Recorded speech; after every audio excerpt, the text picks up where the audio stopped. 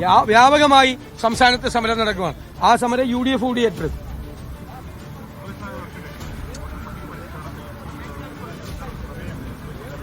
തീർച്ചയായിട്ടും സർക്കാർ അങ്ങനെ ഒരു അഭ്യർത്ഥന വെച്ചിട്ടുണ്ട്. ഞങ്ങൾ ഇതിനെ പൂർണ്ണമായി യോജിച്ച് പ്രമേയം കൊണ്ടുവരും.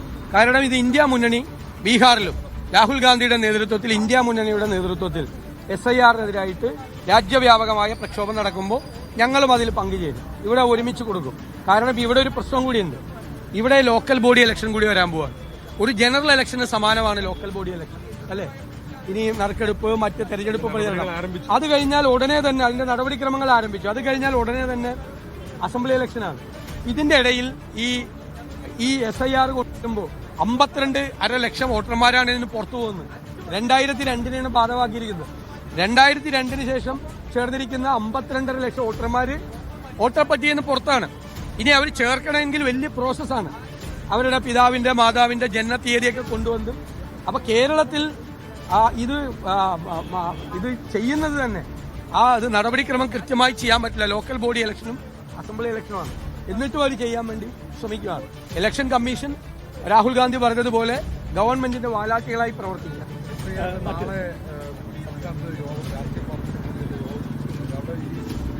തീർച്ചയായിട്ടും ഞങ്ങൾ അവതരിപ്പിക്കും.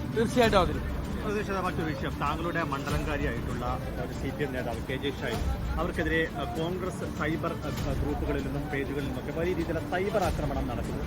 താങ്കൾ അറിഞ്ഞുകൊണ്ടാണ് അത്തരമൊരു ആക്രമണം നടന്നത് ഇന്ന് അവർ പറയുന്നത്. എന്താണ് ഇത്? ഇതുപോലത്തെ ഏത് കേസ് ഉണ്ടായാലും എന്റെ നെഞ്ചത്തോട്ട് കയറുന്നതിന് ആരെവിടെ ഈ കേസ് ഇങ്ങനത്തെ കേസ് ഉണ്ടായാലും പ്രതിപക്ഷ നേതാവിന് എന്റെ വീട്ടിലേക്ക് മാർച്ച് ഞാൻ എന്ത് ചെയ്തിട്ടാണ്? ഇതെങ്ങനെയാണ് ആദ്യം പുറത്തു വന്നതെന്ന് CPM അന്വേഷിക്കട്ടെ. കോൺഗ്രസ് ഹാൻഡിലൊക്കെ ഉണ്ടാവും. കാരണം കോൺഗ്രസുകാർക്കെതിരായിട്ട് അവർ വ്യാപകമായ പ്രചരണം CPM ഹാൻഡിൽ നടത്തിയപ്പോൾ ഈ മാന്യതയൊന്നും ഉണ്ടായിരുന്നില്ലല്ലോ കഴിഞ്ഞ ഒരു മാസമായിട്ട്. കോൺഗ്രസ് നേതാക്കന്മാർക്കെതിരായിട്ട് CPM ഹാൻഡിൽ ഈ കാര്യങ്ങളൊക്കെ കൈകാര്യം ചെയ്തപ്പോൾ മനുഷ്യാവകാശ സംരക്ഷണം, സ്ത്രീ സംരക്ഷണം തുടങ്ങിയ വാക്കുകളൊന്നും ഉണ്ടായില്ലല്ലോ. വ്യാപകമായി ചെയ്തു. ഞാൻ അതിനെ ന്യായീകരിക്കുന്നില്ല. ഞാൻ അങ്ങനെ ചെയ്യരുത് എന്ന് പത്രസമ്മേളനം നടത്തി പറഞ്ഞ ആളാണ്. കോൺഗ്രസ് ആയിട്ട് അനുഭാവികളോട് പോലും പറഞ്ഞ ആളാണ് അങ്ങനെ ചെയ്യരുത്. കാരണം ഞങ്ങൾ എന്തുകൊണ്ടാണ് നടപടിയെടുത്തത്? ഞങ്ങളുടെ മുമ്പിൽ ഒരു കേസ് വന്നപ്പോൾ സ്ത്രീ സംരക്ഷണത്തിന് മുഖ്യ പ്രാധാന്യം കൊടുക്കുന്നു എന്ന് KPCC പ്രസിഡന്റ് പറഞ്ഞുകൊണ്ട് കൊടുത്തത്. ഇതെങ്ങനെയാണ് പുറത്തു പോയതെന്ന് അത് KN ഉണ്ണികൃഷ്ണന്റെ പ്രസ്താവനയിലുണ്ട്, വരികൾക്കിടയിലുണ്ട്. അദ്ദേഹം പറഞ്ഞല്ലോ കോൺഗ്രസ് ആസൂത്രിതമായി തല്ല നടത്തിയിരിക്കുന്നത്. ഇത് അദ്ദേഹത്തെ വേട്ടയാടുവാണ് എന്നാ പറയും. ഇതെങ്ങനെയാണ് ഈ വാർത്ത പുറത്തു പോയതെന്ന് CPM അന്വേഷിക്കുന്നതായിരിക്കും നല്ലത്. ഏത് യൂട്യൂബ് ചാനലിലാണ് ആദ്യം ഇത് വന്ന്? നിങ്ങൾ അന്വേഷിക്കും.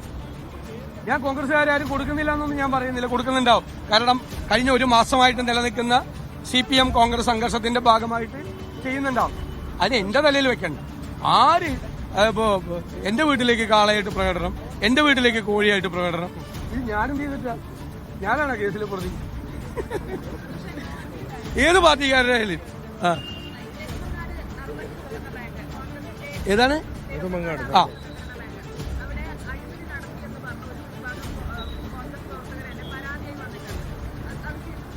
അല്ല, അതൊക്കെ സംഘടനാപരമായി ചെയ്യേണ്ട കാര്യങ്ങൾ. അത് എന്റെ കയ്യിൽ പരാതി ഉണ്ടെങ്കിൽ ഞാനത് KPCC പ്രസിഡന്റിനും DCCക്കും ഫോർവേഡ് ചെയ്യും. അല്ല, എന്തെങ്കിലും പരാതി വരുമ്പോൾ അത് ഫോർവേഡ് ചെയ്യും.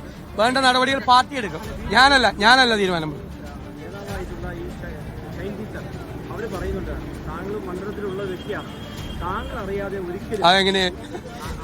അതെങ്ങനെ അതിലെന്ത് യുക്തിയുള്ളത്? ഇത് എത്ര ദിവസം മുമ്പ് നടന്ന സംഭവം എന്നാണ് പറയുന്നത്? എത്ര ദിവസം മുമ്പ് നടന്ന സംഭവം എന്നാണ് ആക്ഷേപം? അതിന്റെ ഇടയിൽ വാർത്ത വന്നല്ലോ, പത്രത്തിൽ വാർത്ത വന്നല്ലോ, യൂട്യൂബ് ചാനലിൽ വാർത്ത വന്നല്ലോ. പിന്നെ ഞാൻ എങ്ങനെയാണ് ഇത് അറിയുന്നത്? ആ യൂട്യൂബ് ചാനൽ നിങ്ങൾ നോക്കി, എല്ലാ ആഴ്ചയും എനിക്കെതിരെ പറയണ യൂട്യൂബ് ചാനലിലാണ്. ആകെ ഈ ആഴ്ച മാത്രം മാറി പറയില്ല, ബാക്കി എല്ലാ ആഴ്ചയും എനിക്കെതിരെ പറയുന്ന യൂട്യൂബ് ചാനലിലാണ്. എല്ലാ ആഴ്ചയും എനിക്കെതിരെ പറയുന്നത്.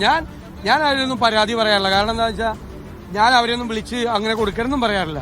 ഞാൻ വിമർശനത്തിന് അതീതനല്ല. എന്നെ ഏത് രീതിയിലും ആർക്കും വിമർശിക്കാനുള്ള എല്ലാ സ്വാതന്ത്ര്യമുണ്ട്. ഞാനത് ശരിയാണെങ്കിൽ ഞാൻ തിരുത്തും ആരോപണം, മറ്റാണെങ്കിൽ ഓക്കെ ശരി. നമ്മൾ ഒരു പൊസിഷനിലിരിക്കുമ്പോൾ, ഉത്തരവാദിത്തപ്പെട്ട സ്ഥാനങ്ങളിലിരിക്കുമ്പോൾ എന്തൊക്കെ കേൾക്കണം? എന്റെ ജോലിയാണ് ഇത്. ഇത് അവരന്വേഷിക്കട്ടെ. ഇത് എങ്ങനെയാണ് പുറത്തു പോയതെന്ന് അവരന്വേഷിക്കട്ടെ. ഇത്രേ ഞാൻ പറയുള്ളൂ. എങ്ങനെയാണ് പുറത്തു പോയതെന്ന് അവരന്വേഷിക്കട്ടെ. ഏത് വഴിക്കാണ് പുറത്തു പോയതെന്ന് ഇന്ന് ഞാൻ ചോദിക്കട്ടെ. CPM ജില്ലാ കമ്മിറ്റി ഓഫീസ് എറണാകുളത്ത് CPM ജില്ലാ സെക്രട്ടറിയുടെ കട്ടിലിന്റെ അടിയിൽ ക്യാമറ വെച്ച ഞങ്ങളാണ്. ഞങ്ങൾക്ക് കയറാൻ പറ്റില്ല ഇനി സെന്ററിലേക്ക്. കട്ടിലിന്റെ അടിയിൽ CPM ജില്ലാ സെക്രട്ടറിയുടെ കട്ടിലിന്റെ അടിയിൽ ക്യാമറ വെച്ച പാർട്ടിയാണ് CPM. എറണാകുളത്തെ CPM. സൂക്ഷിച്ചോ, എന്തും ചെയ്യുമോ നിങ്ങൾ. അതുകൊണ്ട് പുറത്തു വന്ന നമ്മളാരും ഇത് അന്വേഷിച്ച് നടക്കുന്ന ആളല്ല. ഇനി ഇത് അന്വേഷിച്ച് ഞങ്ങളെന്തിനാ ഇത് പറയണം? ഞങ്ങളുടെ ജോലിയല്ലല്ലോ ഇത്. ഇന്ന് ഈ ശബരിമല വിഷയം ചർച്ച ചെയ്യാൻ സർക്കാർ സന്നദ്ധമാവാതിരുന്നത് ഈ വിഷയത്തിൽ നിന്ന് ഒളിച്ചോടുകയാണ്. നമുക്കറിയാം, അതിന് കാരണമായിട്ട് പറഞ്ഞത് വിഷയം സബ് ജുഡീസ് ആണെന്നാണ്. അതായത് കോടതിയിൽ ഇരിക്കുന്ന വിഷയമായതുകൊണ്ട് അടിയന്തര പ്രമേയം പറ്റൂല എന്നാണ്. കോടതിയിൽ ഇരിക്കുന്ന നിരവധി പ്രശ്നങ്ങൾ, സോളാർ ആവട്ടെ, അതുപോലെ മറ്റ് ഒട്ടനവധി സംഗതികളിൽ, സോളാറിൽ 16 അടിയന്തര പ്രമേയം വന്ന്. അപ്പോ ഈ വിഷയത്തിൽ സർക്കാരിന്റെ ഭാഗത്ത് വീഴ്ചയുണ്ട്. അതുകൊണ്ടാണ് ഇന്ന് ഈ സ്വർണ്ണപ്പാളികളിൽ വലിയ തോതിലുള്ള മോഷണം നടന്നത് ചർച്ച ചെയ്യാൻ സർക്കാർ സന്നദ്ധമാവാതിരുന്നത്. അതുപോലെ തന്നെ ഈ ഇടിയൻ പോലീസുകാരെ സഹായിക്കുന്ന സമീപനമാണ് മുഖ്യമന്ത്രിയും വകുപ്പും സ്വീകരിക്കുന്നത്. അതുകൊണ്ടാണ് ഇതുവരെ അവർക്കെതിരെ നടപടിയില്ലാത്തത്. പീച്ചിയിൽ കുഴപ്പം കാട്ടിയ പോലീസിന് സൗകര്യം ചെയ്തു കൊടുക്കുകയാണ് ഇവിടെ ആഭ്യന്തര വകുപ്പ് ചെയ്തത്. അതുകൊണ്ട് തന്നെ അതിനൊക്കെതിരായ പോരാട്ടം കടുപ്പിച്ച് UDF മുന്നോട്ട് പോകും. കുന്നംകുളത്തുണ്ടായ പോലീസ് അതിക്രമത്തിൽ കുറ്റക്കാരായ പോലീസുകാരെ സർവീസിൽ നിന്ന് പിരിച്ചുവിടുന്നതുവരെ സമരം തുടരും എന്നാണ് UDF നേതാക്കളുടെ പ്രതികരണം. സഭാ നടപടികൾ ഇപ്പോൾ തീരുന്നതിനാൽ അതുകൊണ്ടാണ് MLA-മാരുടെ സമരം താൽക്കാലികമായി അവസാനിപ്പിക്കുന്നത്. ഇനിയിപ്പോൾ 29-നാണ് സഭ ചേരുന്നത്. അപ്പോൾ സമരം തുടരുമെന്നുകൂടി പ്രതിപക്ഷ നേതാവ് പറഞ്ഞിരിക്കുകയാണ്. അതുപോലെ തന്നെ ഇന്നിപ്പോൾ അടിയന്തര പ്രമേയത്തിന് അനുമതി നിഷേധിച്ചത് ചർച്ചയ്ക്കെടുക്കാത്തതിലും പ്രതിപക്ഷം വലിയ വിമർശനം ഉന്നയിക്കുന്നുണ്ട്. ആഗോള അയ്യപ്പ സംഗമത്തിൽ അയ്യപ്പനില്ല, മുഖ്യമന്ത്രി പിണറായി വിജയനും മന്ത്രി VN വാസവനുമേ ഉള്ളൂ എന്ന പരിഹാസ രൂപേണയുള്ള വിമർശനമാണ് പ്രതിപക്ഷ നേതാവിൽ നിന്നുണ്ടായിട്ടുള്ളത്. അയ്യപ്പന്റെ 4 കിലോ സ്വർണം അടിച്ചു മാറ്റിയവരാണ് നാളെ ഇപ്പോൾ അയ്യപ്പ സംഗമം നടത്താൻ പോകുന്നത് എന്ന രൂക്ഷമായ വിമർശനം കൂടി പ്രതിപക്ഷത്തിന്റെ ഭാഗത്തുനിന്നുണ്ടാക്കിയിരിക്കുന്നു.